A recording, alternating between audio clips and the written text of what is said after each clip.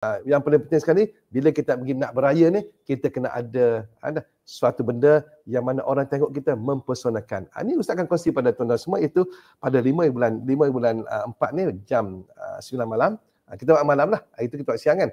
Ni mungkin 5 bulan 4 ni jam 9 malam, iaitu Ustaz akan kongsikan tuan-tuan satu amalan, dia panggil jelingan pesona. Masya Allah, tabarakallah. Kalau tuan-tuan pergi raya sama orang, tuan-tuan jeling saja. Jeling saja. Ya Allah, orang akan terpesona dengan jelingan anda. InsyaAllah, bagi anda yang nak tambah satu lagi, yang dah satu, nak tambah 2, 3, 4 tu, itu boleh. Itu boleh join. Tapi jadi apa-apa, jangan cari Ustaz.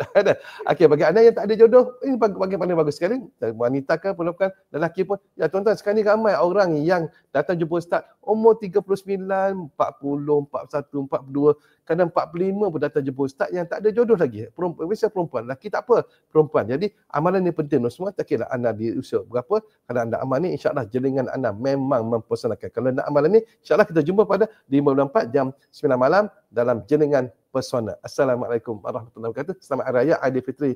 Maaf zahir batin, insyaAllah.